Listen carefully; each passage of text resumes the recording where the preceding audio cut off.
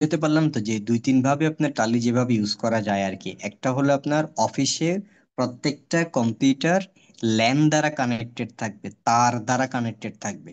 একটা অফিসের মধ্যে সবাই, ঠিক আছে, ফর এক্সাম্পল কোন একটা হসপিটাল, এখানের মধ্যে হচ্ছে যে দুই নিচতলা থেকে শুরু শুরু করে 16 তলা 20 তলা পর্যন্ত প্রত্যেকটা আপনার জায়গাতে যারা যারা আপনার টালিতে অ্যাক্সেস চায়, বা যাদেরকে আপনার টালি দেওয়া হয়েছে অ্যাক্সেস কাজ করার জন্য অ্যাকাউন্ট সেকশনে এবং ইনভেন্টরি বা সাপ্লাই চেইন সেকশনে, আপনার সবাই আপনার তার দ্বারা কানেক্টেড একটা বিল্ডিং এ।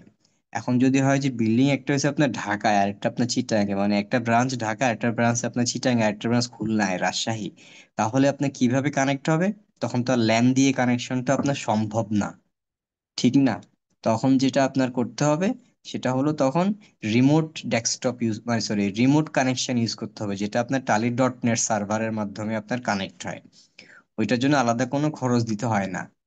তাহলে এটা গেল সেকেন্ড অপশন, যে যদি বিভিন্ন লোকেশনে হয় তাহলে টালি ডট নেট দ্বারা কানেক্ট হইতে হয়, আর যেটা আমরাই সেট আপ করে দিই সবাইকে, হ্যাঁ। আর নাম্বার থ্রি অপশন যেটা, সেটা কি, সেটা হলো আপনারা চাইলে আপনার এরকম যেরকম ব্রাউজ করে ব্রাউজে আপনাদেরকে নির্দিষ্ট একটা log in log in link দেওয়া হবে, সেই লিঙ্কের মাধ্যমে যে কেউ log in ID password use করে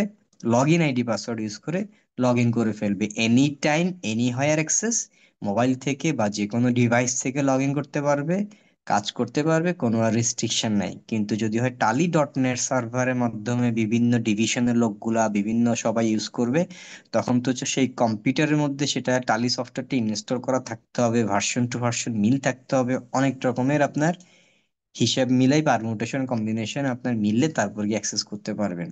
তারপরও সেখানেও নানা রকম লিমিটেশন আছে, বাট যে জায়গাতে লিমিটেশন নাই সেটা হলো আপনার ক্লাউড সার্ভারের মাধ্যমে গেলে তখন আর কোনো লিমিটেশন নাই।